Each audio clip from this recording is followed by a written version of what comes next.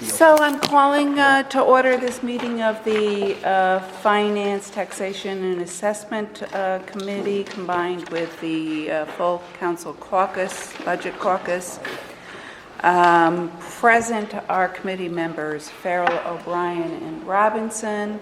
Other members present is our President, Mr. Ellis, our President Pro Tem, Mr. Kimbrough, Mr. Ballerin, Ms. Love, Mr. Anani, and I think I saw Tom Holley around too. Yeah, Tom is here. So the purpose of this evening's meeting, of this meeting, is to figure out what action the Finance Committee should be taking with regard to the proposed budget. I provided members on Saturday with a budget amendment A that includes a number of changes which we can discuss and includes revisions to the capital plan that the administration has asked us to include, but a lot of it is corrections to the budget and issues revolving around the debt service that were discussed at last Thursday's Finance Committee meeting. I note that members, I was out of town. Members asked me to take care of asking the administration to put together amendments. I provided them with details regarding that, and they obliged us with regard to what you now have before us as Amendment A. I've made a couple minor changes to make clear where changes are being made with regard to the capital plan, I think, is the primary issue, and an error that I had fed to them regarding retirement expenditure changes. Following receiving this, I did note to them that they had provided an amendment to the mayor's budget message, noting that the increase in the budget is not 1.25%, but is 2.39%.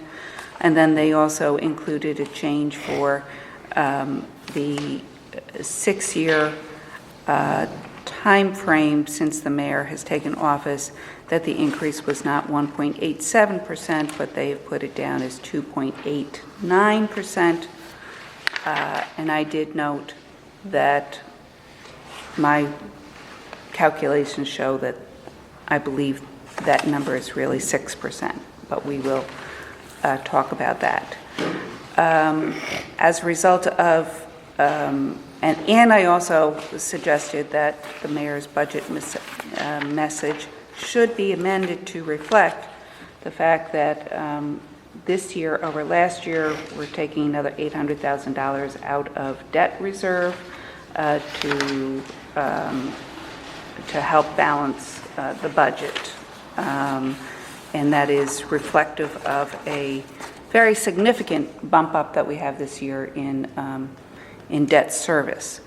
The mayor's office has now just about half an hour ago provided us with a completely rewritten budget message, which I assume the administration is asking the council to incorporate that into its amendments that are being considered tonight?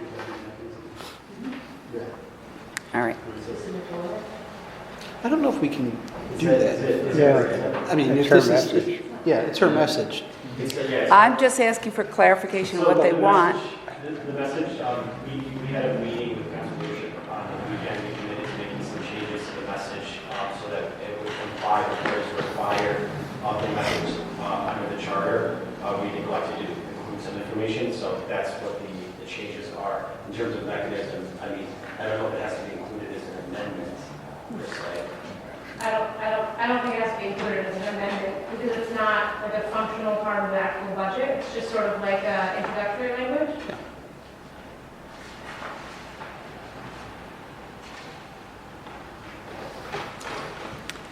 I'm not opposed to including it as an amendment though. Yeah. If you'd rather do that. I'm struggling with, I think the arguments can be made either way. Usually, the budget document is the budget document, and we are essentially approving not only of the expenditures, but of the narratives that are contained in that with regard to programmatic changes, et cetera, that then are supported by the budget.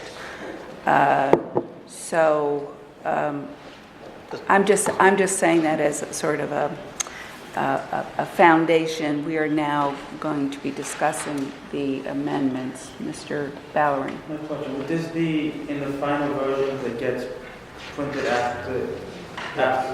Yes. It replaces this. Okay, so this would be the final one. So that would be the one that would,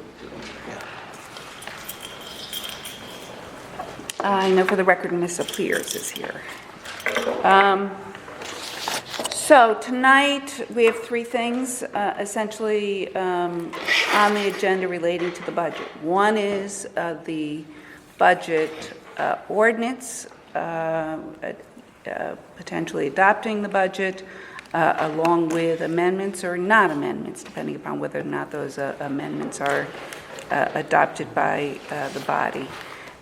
We also have last week at the Finance Committee meeting, we agreed to amend the curbside waste collection fee proposed legislation, which would then extend the curbside waste collection fee through December 31st, would extend it for $90.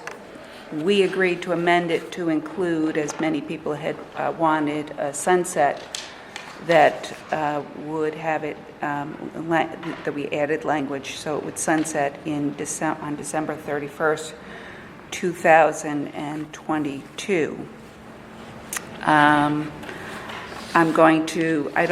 We did take action on that. We voted it out of committee as amended. I did find out that there was a question about whether the penalty is per unit or per property, and my understanding, Mr. Conti, that Mr. Schoenfarth said it's per unit. I wanted to make sure that we were not taking that ambiguity, misinterpreting it, and then adding a greater penalty than has been interpreted. So the only action that is going to be taken on that particular legislation is the local law. It will be amended on the floor tonight to incorporate the changes that make it clear that there will not be an annual review of the fee. It will be $90 until such time, essentially, as we might decide to take other action and amend it, or otherwise, at least until December 31st of 2022. Are there any questions about that? So the goal is to amend it now so that we can take action at our first meeting in December on that. Are there any questions on that? All right. So then moving on to, in addition to the ordinance for the potential adoption of the budget, I have, with the help of a couple other people, done up a budget intent resolution explaining some of the findings of the Committee on Tax and Finance that essentially will be the findings of the full council and issues of concern and consideration of potential amendments. Unlike prior years, I usually have known where we're going for sure with regard to the adoption or not. So what I've noted in the budget intent memo is what the proposed amendments that have been prepared say about that. It doesn't assume one way or the other whether it passes or not, or is incorporated into this. I think the next order of business is to discuss Amendment A as proposed, and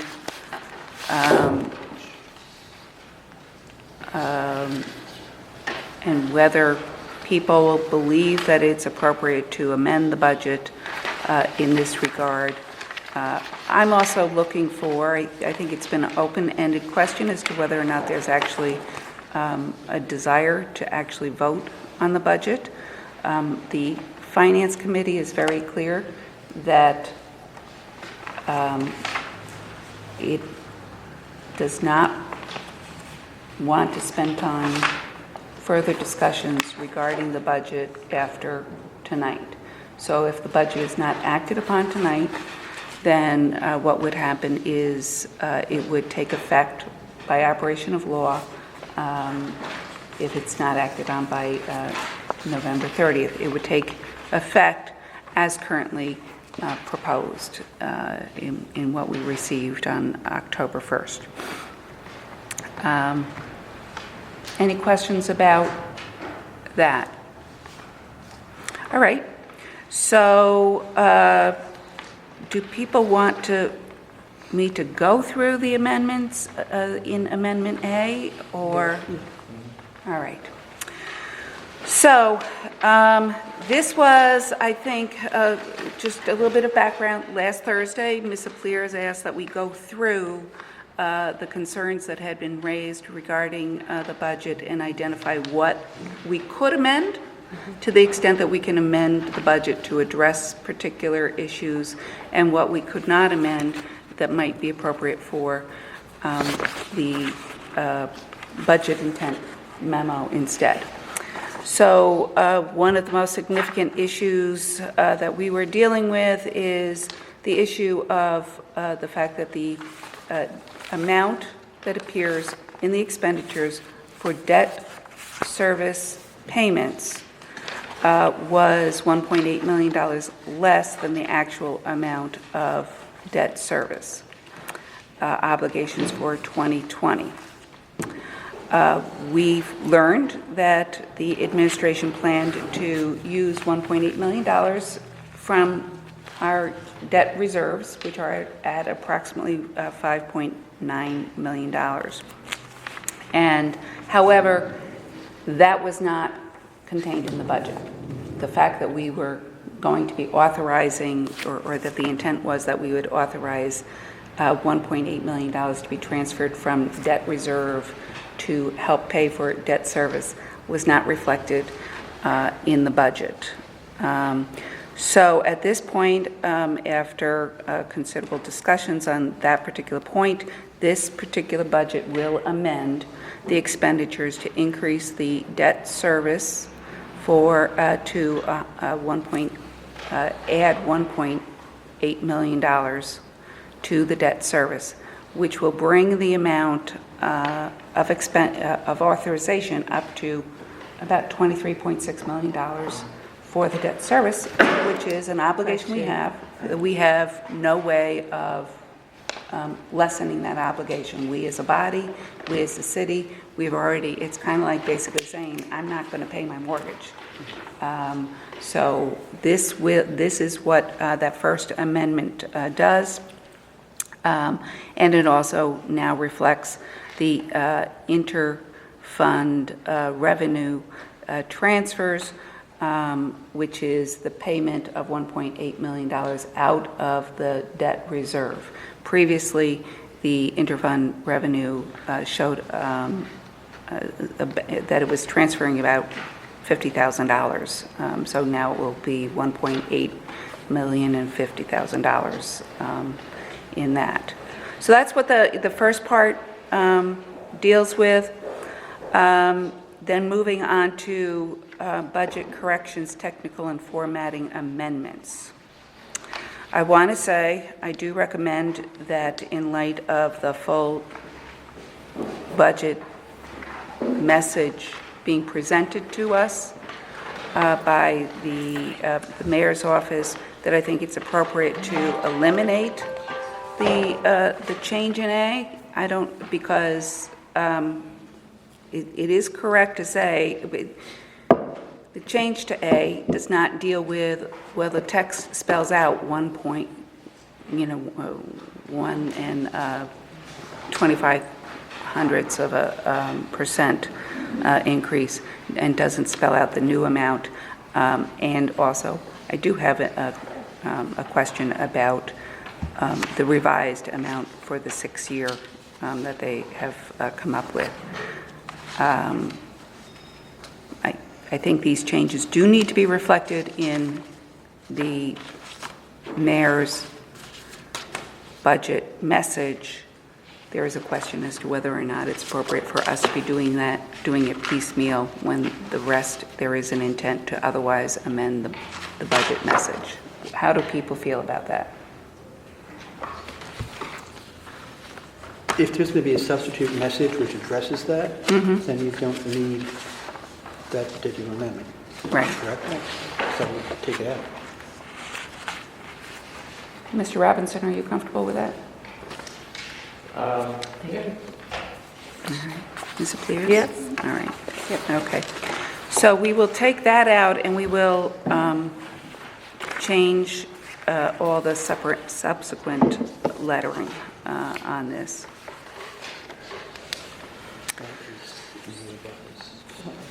So with regard to item B, and many of the, what? With regard to item B, for those of you who have your budget, it's on this amends page 8, simply to show that the essentially interfund transfer and add appropriated debt fund reserves of $1.8 million. As Mr. Wheeler noted, and in my conversations with the OSC, these kind of transfers really aren't revenues, but they are a transfer essentially from savings that are being used to then help come up with the total amount to pay for all of our expenditures. I note that this results in the total budget appearing to be increased. The actual amount of the total budget for expenditures is $181,383,548,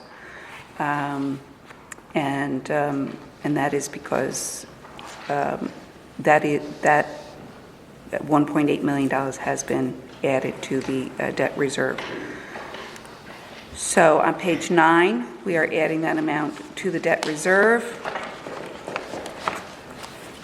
which brings the total amount of debt, the total amount, we are adding a line for an appropriated debt reserve line that reflects that change on page 8. On page 10, we are adding $1.8 million to debt service to bring it up to our total obligation for 2020, which is $23.600 million. And then the total amount of expenditures is $181,383,548. We are also changing the amount for retirement to be $14,658,313. It previously was listed as, I believe, $510,000 less than that. One of that, the $10,000 was a manual entry error. The $500,000 is because after discussions with the administration, there is generally agreement that the challenge lines for the police and the fire department that were rolling up into our retirement were really not appropriate to be listed as part of retirement expenses.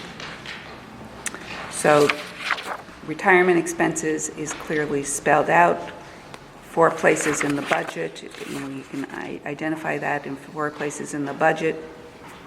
And the total of those sums is this $14,658,313. Because we still need to reflect those challenge lines, it was felt that we should take the reduction from, show that reduction in operating expense, so that has been decreased by $500,000. There was some debate because in the fire department it showed up as a benefit, in the police department it showed up in equipment, the savings of $250,000 each. So we are noting in our budget intent memo that should be, that the administration should take a look at that and should take a look at, drill down into those department budgets and make the appropriate changes with regard to where that challenge line should really show up and how that should be coded. The next item is on page 11, where we increased the debt reserve to $20,107,436. And you know what? That is not correct. I said debt reserve, and we're actually talking about Debt service? debt service. So that should say service. Right. Because this is on the expenditure side, not the income side. So what should it read? Debt The service. reserve should be service. To, On page 11, Yeah. increase Reserve. A 97002 debt service as opposed to reserve. What is that? Is that outside? Okay. You don't have to have season. It is an old building, you never know.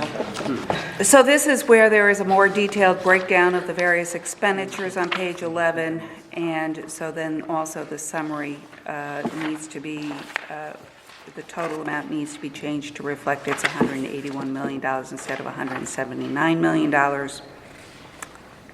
And also, we are changing the title page to 2020 Summary of Expenditures as opposed to 2019.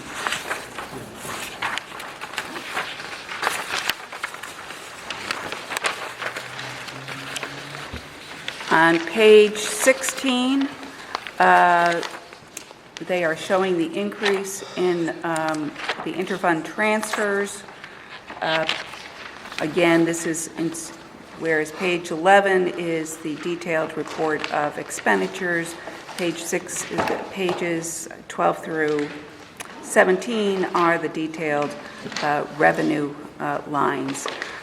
So they're showing the debt reserve transfer there and increasing that line by $1.8 million. On page 17, again, the revenues all show up as a total, and again, we need to reflect the fact that the budget is actually $181 million, not $179, and that change is being made.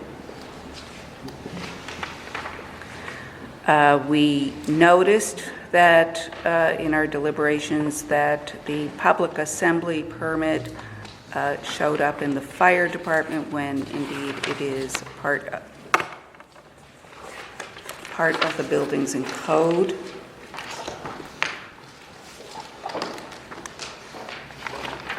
Yes. So it goes it's in buildings and code. We don't need to add that income to buildings and code because it was already there. On page 77, we're taking care of some technical amendments that the administration has asked us to take care of, changing the headings of some columns to accurately reflect that it is 2018 actuals, 2019 proposed budget, 2018 actuals, 2019 adopted budget, 2019 amended budget, and 2020 proposed budget. And then the actuals for elections was changed to $150,255. Are we having fun doing this? On page 84. Page 84 is where they list actual serial bond payments. There was an initial error in the budget with regard to what was reflected in any case, and they asked us to change that, but in any case, we're changing it to bring it to the total amount of debt service due for serial bonds in 2020, so it is supposed to be $17,005,000. And that is also reflected in the category totals. And then also the entire debt service department totals, including the interest, is $20,107,426.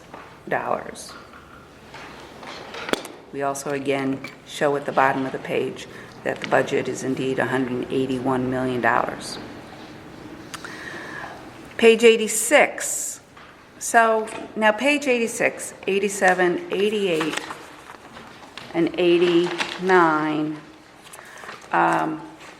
This is where the capital budget for 2020 showed up, and also the 5-year capital budget was supposed to be.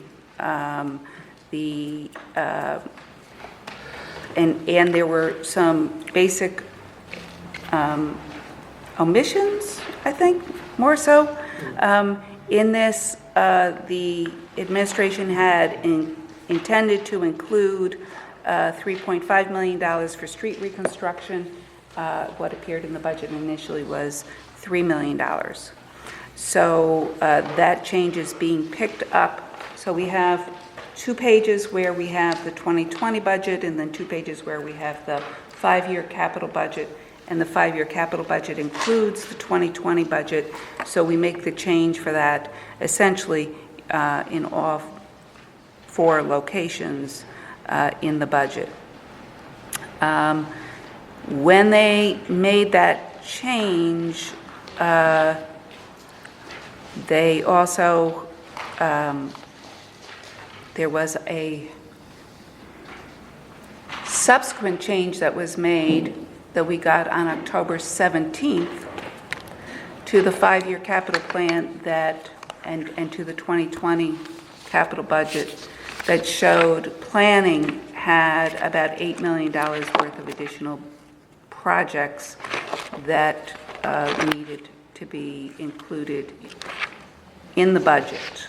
Mr. Wheeler let me know that they had not anticipated that that was going to be part of the budget, but then they learned that it needed to be included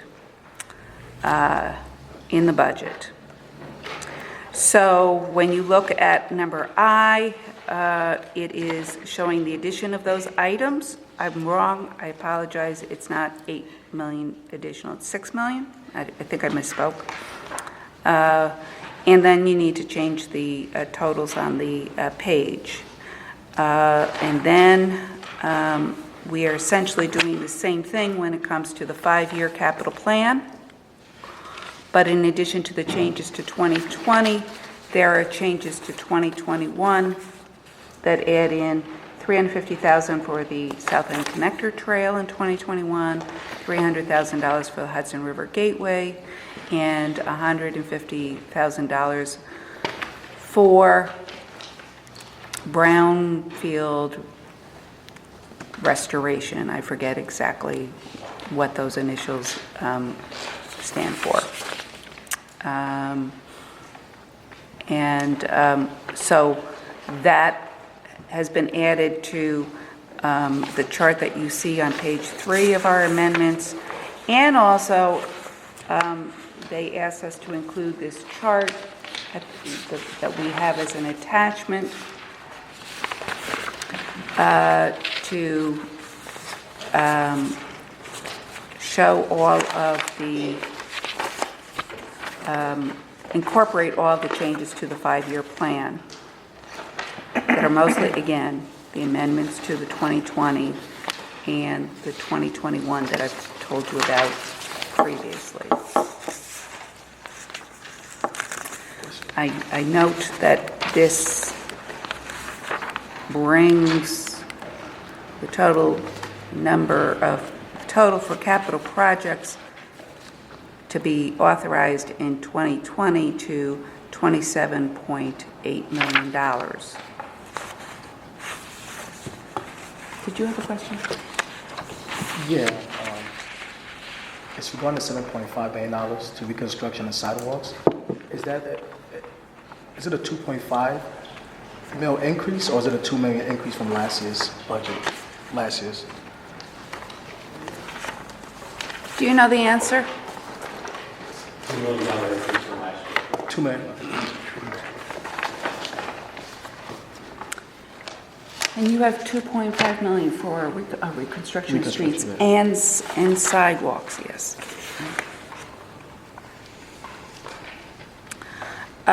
We noted that there were places where the budget, especially in the water department, showed that it was the 2020 adopted budget, and at this point it's the 2020 proposed budget. I don't know what happens when they... Well, I don't know why you would make that amendment, even though it's incorrect. You're not going to go back. and then amend it to say adopted because you're adopting the final. So why would you?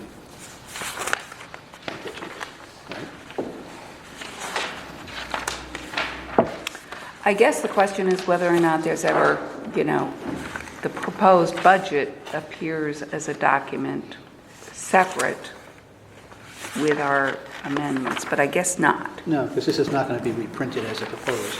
right? So, committee members, are you okay with eliminating N?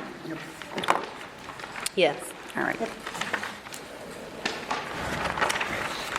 And then on pages 86 and 88, we noted that it was titled the 2019 capital plan. It's actually the 2020 capital plan. And then again, the last item is the replacement of the 5-year capital budget. Any other questions? I want to know for the record that we have Mr. Johnson present, Mr. Flynn present. Judy, did you get me add stuff in when you do attendance? I'm sorry? Did you include me? Yeah. Okay, thank you. Oh, yeah, I did. Yeah.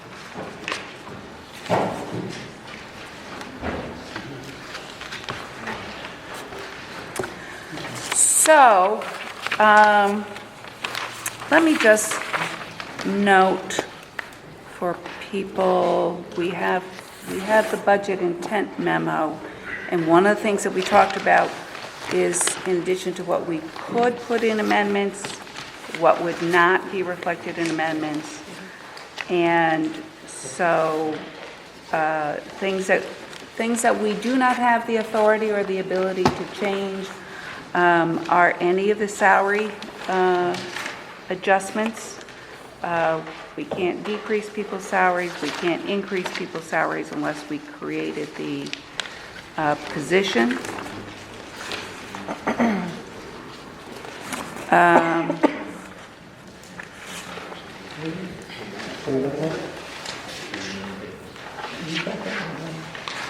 don't have that. What's going on with the mattress, correct? No, it's separate. Yeah. Does every, We're looking at the We intent should. 79, that should, resolution 79? Do you have, Let me see. 79-112. That's I okay. got it. Just note that 79 should be, it's going to be renumbered to 83 because we already have something. I should have checked with Michelle before I put the number in there. Always check with Michelle. So it's 83. Yes. So some things that are not addressed in the amendments that we're addressing in the budget intent memo is the continuing support for Albany's fair share, concerns about salary increases for the bulk of our employees, non-union employees, are at 1%, but there are certain individuals who have been signaled out. I think that there's about, not counting the water department, I think that there's about 25 increases of between 3 and 40%. And in our discussions at the Finance Committee, there certainly is a certain amount of frustration. I don't know if I'm speaking out of turn to say it's universal frustration, but with regard to some of our employees are making very low wages and then only getting a 1% increase, and then we have other individuals who are getting very substantial increases. And it was suggested that we should ask for there to be a commission for there to be an outside entity to conduct a review of our non-union employee compensation levels by job responsibility and department with regard to the adequacy of salary levels, as well as a comparative review of salary levels for similar positions in neighboring municipalities. And then it's recommended that there be a commission appointed to supervise this analysis and make recommendations to the mayor and the council for that. The debt service that is commented in the budget intent memo is, we do have that in amendments. The total for retirement is also reflected. That's explained in our budget intent memo. We are essentially unable to insert into the budget a 5-year capital plan. It is the PFM has noted essentially this is just a list of key projects, and that there does not appear to be a full comprehensive historic catalog of all approved projects or expected costs, approved and funded amounts, including detailed breakouts by funding source, progress on completion, remaining project elements. It's been noted that the city charter requires the budget to include a 5-year capital plan with a clear general summary of its contents, a list of all capital projects to be undertaken during the ensuing 5 years, cost estimates, sources of funding, and where appropriate, time schedules for each improvement, and that this is supposed to be revised, updated, and extended each year with regard to capital improvements still pending or in the process of construction or acquisition.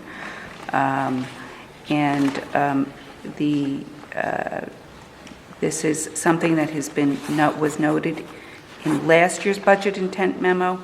The language I have included in here with the excerpts from the Office of State Comptroller, the PFM report, are largely lifted from last year's budget intent memo. I have also noted in here that the OSC has a local government management guide covering multi-year capital planning, that outlines the process for capital planning and the need to prioritize expenditures. So we don't have the ability to, I mean, in a sense, I think, we could go through all the bonding documents that we have and draft this portion of the budget, but I think that really is way outside our obligation. It is, this is the mayor's budget, and the city charter clearly says that this is supposed to be in the budget. I just have a question. Brian, what is the reasoning behind why the capital plan is not included in the budget? Our position is, there's a few things. Our position is what we've submitted is consistent with what is required by the charter. However, I appreciate Councilwoman O'Shea's, focus on this. I've been looking at other cities to see exactly what they do. Yonkers, I looked at White Plains, I looked at Buffalo. It just so happens the cities I've looked at, we provide more information than they do in their capital plan. So, what I'm trying to identify is, where is there a municipality that provides this level of detail, and what does that look like, and how can we get there? So I just haven't found one yet, but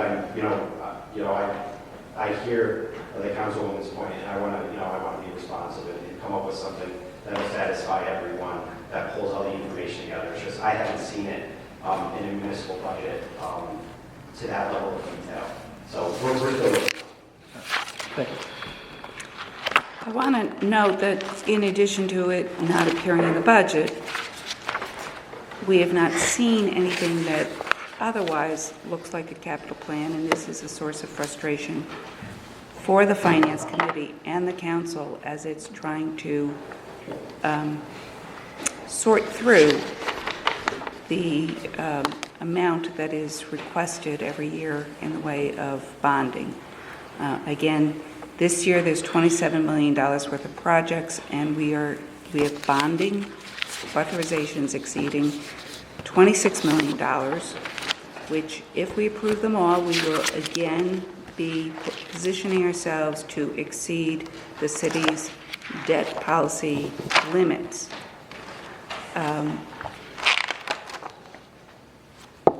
I think that if there, I keep on pointing to the OSC report, understanding the multi-year capital planning. It's only about 14 pages, and it's not even like, it's larger than 12-point type. It's not particularly hard reading, but it talks about establishing clear goals, priorities, etc., and understanding that you're always going to have more want than money. If I could again, one of the reasons we've asked for this authorization is, we've been very successful at winning competitive grants from the state. We are borrowing a lot to execute on a lot of things.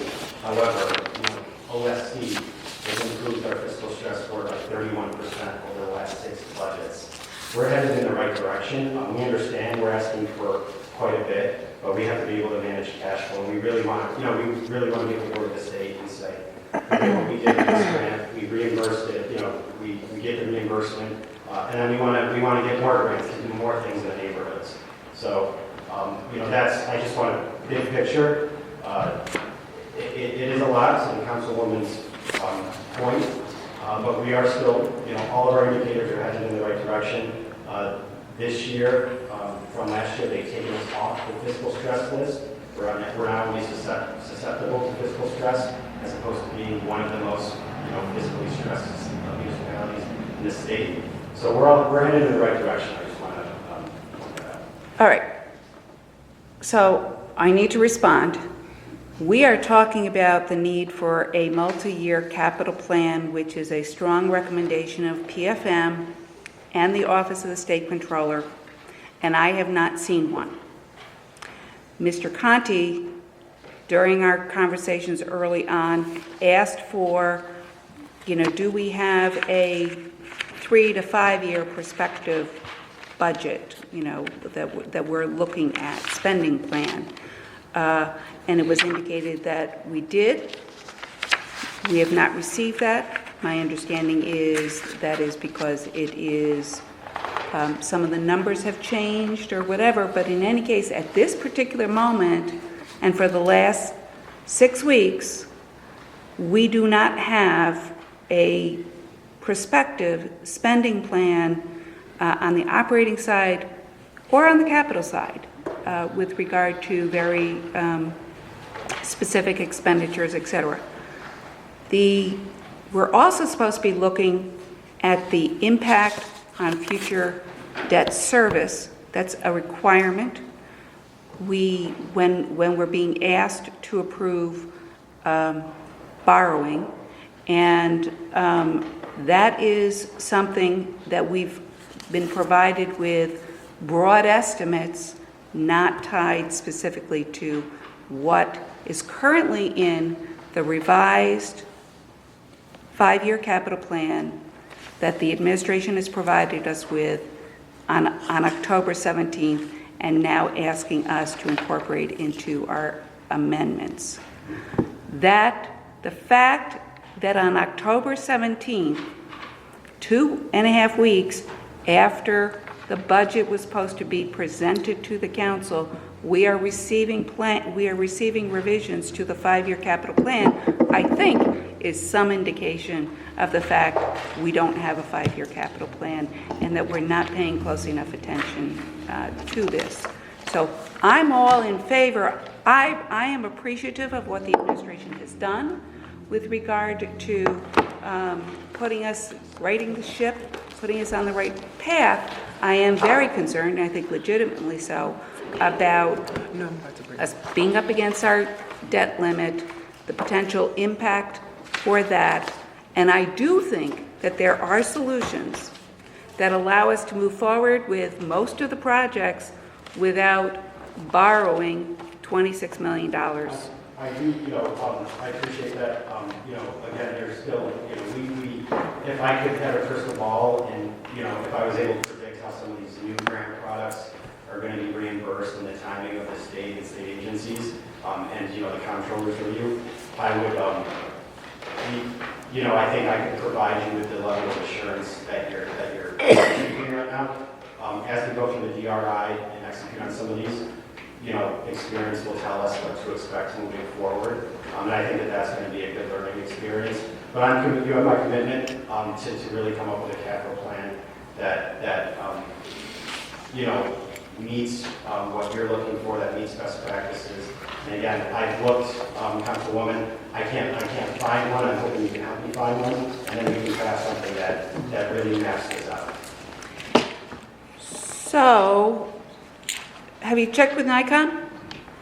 And have you checked with the OSC? The OSC booklet, contains some forms. Well, the OSC guidances are they're important and they're useful, but I'm talking about in practical terms, where is there a municipality that does this?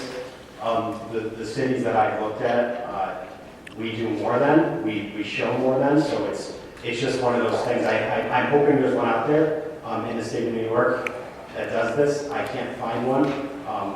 It's very possible I just haven't looked at the right city, but I've looked at quite a few, so it's not for lack of effort. But I hear your point, and we want to be responsible. All right. Just move on. Yep. So anyway, we have noted that it's not, what we're inserting in here is not a true multi-year capital plan. We have also noted police staffing issues.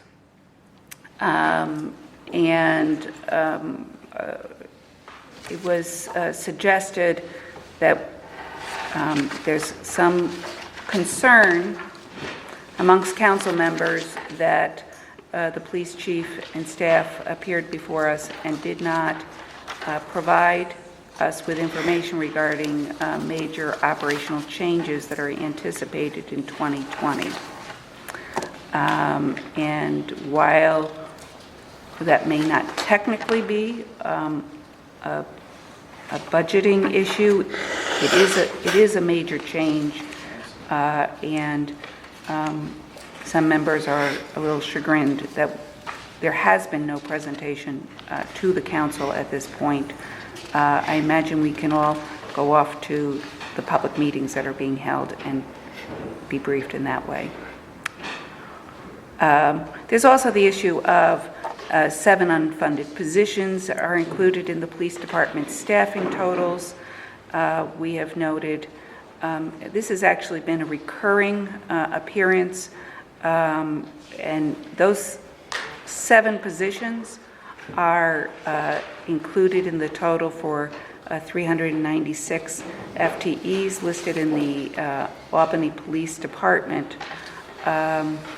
Initially, it was kind of aspirational. We hope to get there, but at this point, considering how far away we are from that, and the concerns that some of the restructuring and the vacancy rate are raising, we think it's appropriate to be clear as to whether we are funding those positions. Right now, there's no funding associated with them in this budget, or whether we simply do not intend to be hiring for that.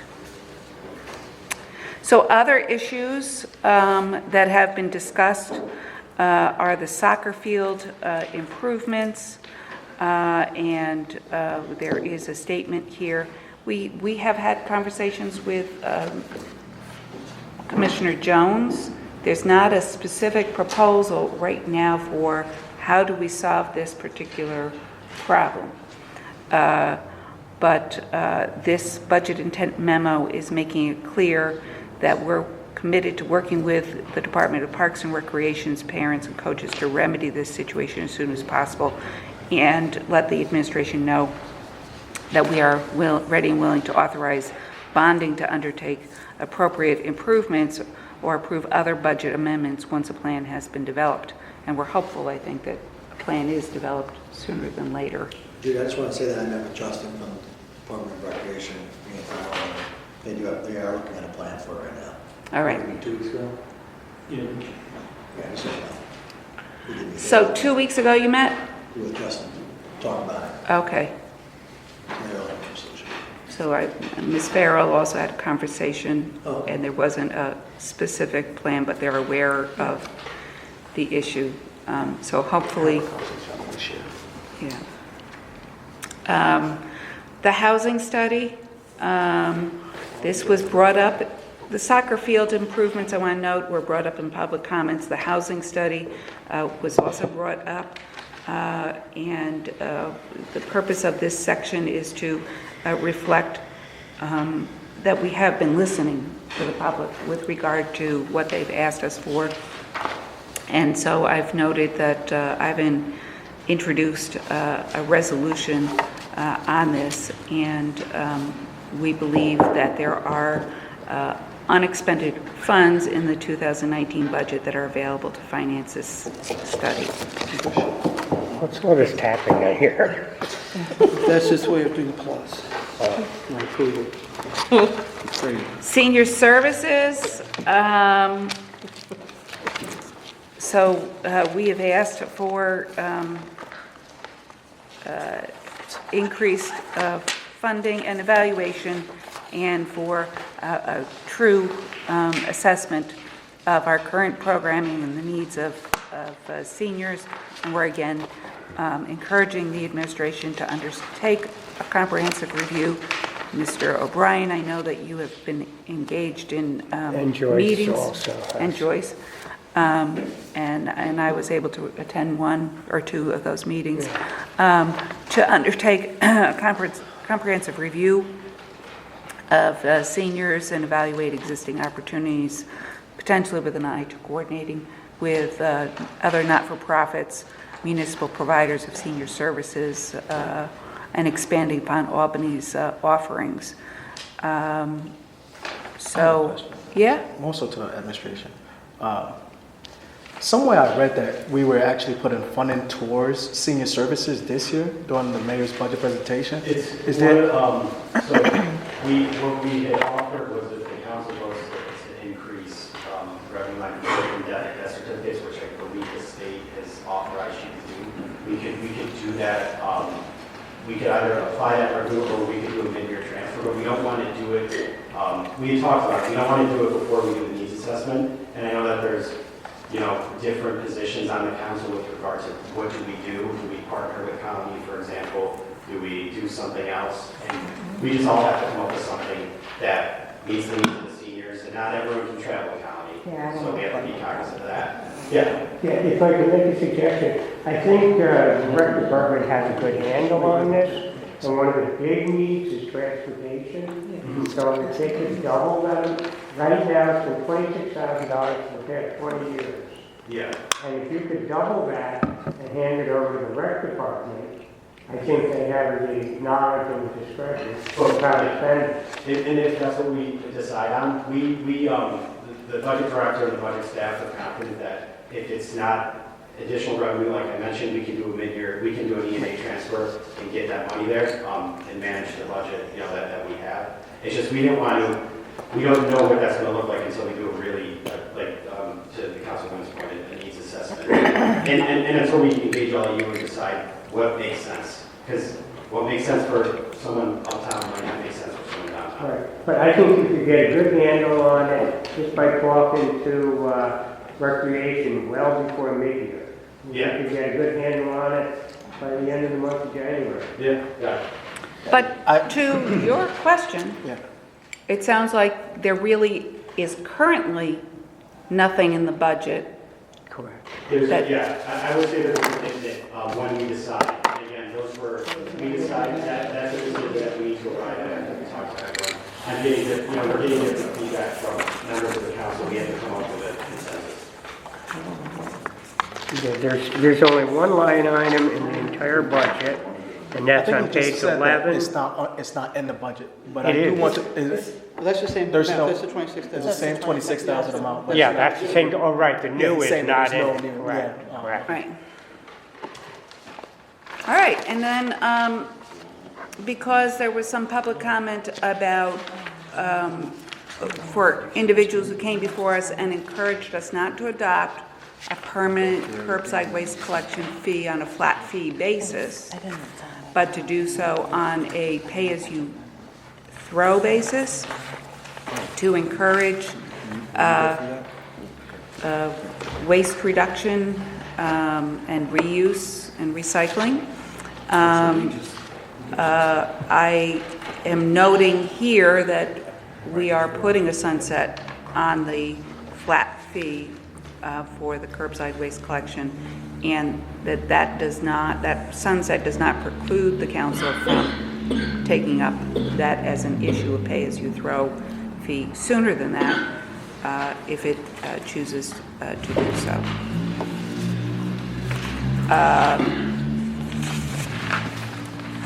So, are there any questions or comments on this budget intent memo? I wanted to note that over the weekend, the leadership met with the mayor, Mr. Shea, Mr. Mancini, and Mr. Wheeler, excuse me, to discuss. And Mr. Ellis? Yeah. Well, I said Yeah. the leadership, so he was part of it. So to discuss all the different issues that have been brought up through the budget process. And one of the big things that we talked about, we came to a few resolutions. One of the big things that we talked about was trying to get a more standardized process in terms of the budget. For anybody that's gone to a lot of the different budget presentations, they're kind of all over the place, and this year especially, it really seemed kind of not cohesive. And so some budget departments, you had a great presentation, and others, it was as if they had no idea what their budget was. So making that consistent, including a timeline, so we're not getting information half an hour before the meeting, so we can actually prepare for it and ask pertinent questions. But also kind of look for some sort of standardization that works for their office too, so they can also hold their department heads accountable with it to say, have you checked these boxes? Have you done these things? obviously, the city charter has requirements for it, but also Councilmember Deshay has had some good, consistent things that she's asked for every year that I think standardizing those in a process that's kind of agreed to with the administration would be helpful. We also discussed the commission, the concept of commission, and the concerns with the raises, and they are also very committed to ensuring equity through the departments, and appreciate it. We talked about a living wage, some of the pieces that were discussed, really highlighting making sure that our lowest paid people are actually making a living wage. Several council members have brought up it's not cheap to live in the city. We make them live in the city. They should be able to live here without having several jobs. So we did get a commitment on that. Did you get any commitments on the housing study? Because I mean, that's... We did not bring up the housing study. That was not, we did not mention that. And it wasn't a part of that conversation, but when we have the committee meeting where we talk about that legislation, the administration is going to have someone there present to be a part of that conversation. So we can dig deeper into that. Met with advocates, and they made I think a very compelling case as to why. Could you speak up a little? I'm sorry. We've met with advocates since we last did, I think since I discussed it with you. And they made a very compelling case as to why we should move forward with this. So we're looking at ways that, how do we control for that cost? Is there a way to do it internally, perhaps? But we are actively looking into that, and we're going to have data to discuss at the committee meeting. So, thank you. Good. And then finally, we also talked about the mayor's budget message didn't have all the requirements in it. So that was, their updating that was in response to us requesting to make sure that all the requirements that are in the city charter were included in that. And then finally, I would just note, when we discussed the capital plan, Mr. Shea made a personal commitment to really work through that and see. It is good governance. I think Judy's made some really good points with it. And as a city, to kind of look at our borrowing and have a really thoughtful look at it, I think that is the goal of it. And ultimately, I think having someone really taking the helm of it and trying to dig into it within the mayor's office can make a big difference for it. So, Right. And as a part of getting on the same page with the budget, Judy, you mentioned possibly getting together sooner, maybe in the summer, before we get the budget with the administration, and they were open to that for to us getting together and crafting a document that shows what we need, what we require as council members, and what we're looking for, which I think would go a long way in avoiding these missteps, because we'd be a part of the process from the beginning. So I thought that was pretty important. It would, frankly, it would really help the process a lot if we embark immediately on a real capital planning process, and really, because we have to get that under control.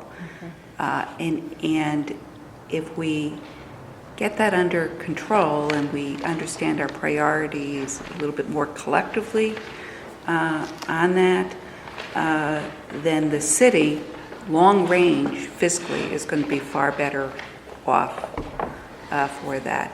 We also do need what Mr. Conti has asked for in terms of a long range fiscal plan, because there's a lot of moving pieces on the operating side as well as on the capital side. I don't know when we're going to see that. I'd like that to be on. We didn't get a timeline for it, but yeah. There should be one. It's just a matter of course, best practices. That's an excellent point. Yeah. If we have that, that fuels the greater dialogue about what we need to be looking at. We know that we have union contracts coming up, but we also know that there's a lot of other expenses. There's this balloon payment for retirement coming up in a few years, cutting back on income from the landfill? Is there, I mean, is there any idea for a timeline that we can bring up now? I mean, just while we're discussing it? No, a timeline on the, working on the capital plan. Like, Oh, I've already, I've already started looking for, To start another municipality that does what you're describing. Like I said, I can't find it, but it's happening. Yeah. The OSC report, guidance booklet really does lay out a sensible process. And so and I agree, it's always helpful to look to somebody else and not necessarily reinvent the wheel, but there is a guidance book. Yeah, we'll pull the OSC guidance on that. I do want to see what it's, just from a practical standpoint, what is it. So I'm sure I'll find it. Okay, so it's not really almost 7 o'clock, is it? Yes, it is. Holy, I'm sorry, I apologize. So, what are people's committee members, with regard to, we have a budget ordinance, and I think that the first question is, do members agree with amending it in the manner that is provided for in Amendment A? yes. Meaning the language in This, Amendment A. Uh-huh. So Yep. this, Amendment A is amending the basic ordinance Yes. document. Michelle, did you make copies of that? The ordinance itself? Yeah, I did. Provided it's everything.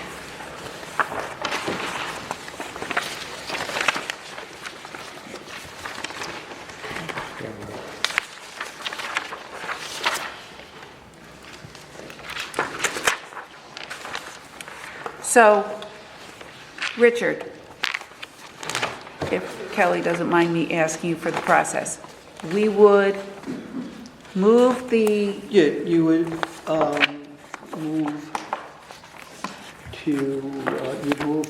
ordinance 33-101-19.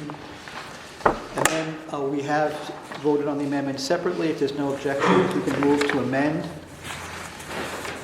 And I would say that you would, on section 1 of the main ordinance, where it says the budget presented by the mayor on October 1 is hereby adopted for the budget of the City of Albany fiscal year 2020, and then insert there after 2020 as herein amended. And then Amendment A would be the amendments that would be incorporated into the ordinance. so is there anybody here that wants to be able to vote? So we could pass it out of committee with that amendment. Yes. And so then it doesn't need to be amended on the floor. Technically, Well- you are doing it, but when you say as amended, you're kind of just Right. you're saying that. Right. If no one wants a separate one, if someone wants a separate vote, you would do it. If no one wants it, it's implied that everybody's, accepted the amendments and the ordinance is then amended. So is there anybody here who would like to separately be able to vote on the amendment on the floor? Okay, so do I have a motion to amend 33-101.19 with Amendment A, striking subdivision A, changing E, that is now renumbered, it's striking subdivision A, or not, item A, under technical amendments, renumbering all of the other items, actually striking A and, I might as well take care of this, N, and renumbering all of the other items, and then also amending D at the bottom of the first page, that was E, to say debt service. So do I have a motion to amend ordinance 33-101.19? This is for Finance Committee members only. So moved. So Ms. Clears first and Ms. Farrell seconds. All in favor? Aye. Aye. Okay, so now the question is, do we move this as amended out of committee? Any committee members want to speak to that issue? I think you should move it out of committee. I mean, we've been dealing with it long enough. It's time to move it out of committee. I agree. So, is there a motion? So moved. So we are moving it out of committee with a recommendation or no recommendation? I'd say no recommendation. When, Yeah, that's what I said. I think that there has been a growing consensus of letting each council member make their own decision on it. So pass it out of committee with no recommendation. I would be in support of that. We have two other members who would be in support of that. can I hear the rationale for voting it out without a recommendation? Because members may still have some problems with certain parts of it.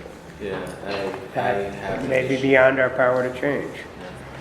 While I agree with a lot of the changes and amendments, and I agree with the things that are in the budget, as you all know, as I have communicated, I have an issue with the salary increases. And that's the reason why I would rather vote it up with no recommendation. I want to be respectful of the committee members' sentiment regarding the legislation, but I would request a vote for the record, because I would vote it out with a favorable recommendation. I mean, we've spent, and then the individual issues that council members have can be discussed on the floor as they've been discussed in caucus and in several meetings. But to send it out of committee without a recommendation, I feel personally that it deserves at least a vote on that. So Ms. Farrell has seconded that motion. That's fine. And so is there any further discussion on that? I mean, I personally don't know that I don't know that a recommendation from the committee is necessary one way or the other, but I could go either way. I don't mind voting it out with a... Just, point of clarification, as it relates to votes going out of committee and favorable or non-favorable, we usually typically vote on it That's what... from the committee? Without a recommendation is simply voting on it on the floor, with each member voting their own conscience. I'm sorry, what were you saying, Mike? While you were saying favorable or unfavorable, we were in the alternative proposing out of committee with no recommendation. But it's standard that we make a determination Not always. for the most part. Maybe for the most 90% part. of the time, but not always. Okay, for the most part, 90% 90% of the time. Okay, so let's This vote. may not, Yeah, why don't we, maybe that other... yeah, we gotta keep moving, so whatever it is. So I just that's- requested the vote, and All right, so all in favor? Wait a minute, in favor of what? In favor of reporting this out of committee as amended with a favorable recommendation? hi. No, this is the committee voting, right? Right, No. and I'm a no also. So it's So no. do I have a second recommendation, Yeah, second motion? voting it out of committee with no recommendation. Well, second, John can second. Who's second? Mr. Robinson has seconded. Any further discussion? All in favor? Aye. Aye. Any opposed? Aye. Ms. Clears is opposed to voting it out of committee with no recommendation. The motion passes. It has been voted out of committee with no recommendation. With regard to the budget intent memo, I'm going to be asked this to be an MC. And so that does not necessarily require committee action, but I would like, right? Am I correct, Mr. Conti? Yeah, well, it hasn't been referred to committee because it hasn't been introduced. Right, right. Okay. I will be looking, Mr. Kimbrough, to introduce this as an MC, and I hope that we will be voting on it. Before we do that, before we conclude this discussion, and I just want to see, is there anything in this document that people feel really should be amended before it is voted on? Yes. I've tried to reflect the multitude of viewpoints in this document, as I always have. It's a little bit more challenging when there's a little less consensus. Yeah. So page 1, the paragraph under subheading council priorities, there is a sentence that reads, however, we are disappointed. I personally would change that language so that we are just making it clear what the request is versus indicating that there's some level of disappointment. So instead of saying, however, we are disappointed more has not been done to improve our neighborhood parks, etc., I would recommend language that's such as, We believe more should be done. correct. All right. So, any concerns about that change? Okay. The other, We believe. So where were we doing that? what line However, is we believe, so saying, We believe more more has to be done, okay. should be done. okay? And then on page 3, Roman numeral 3, does that need to still be included in here since that has been addressed? I think this is a pretty significant issue with regard to this budget. The rest of the budget intent memo is explaining what our review has shown and the action that is needed, and I think that this is something that really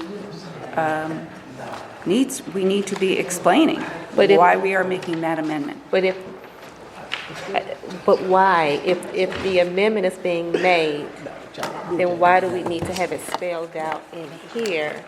Because it implies that there's a discrepancy, Roman numeral 3 and Roman numeral 4. We addressed the issue of the retirement, the challenge line concern, and then we addressed the issue when it comes to the debt service. So I don't think that it needs Doesn't to the be... resolution explain the action that you're taking? Yes. That's the purpose of the resolution. Right. It's explaining why there's an issue and what is the action that we're taking with regard to that particular issue. We have done this every year that I have been chair, that we have explained the rationale. So I will allow you to make, offer an amendment on the floor. I think that we need to move forward. Okay.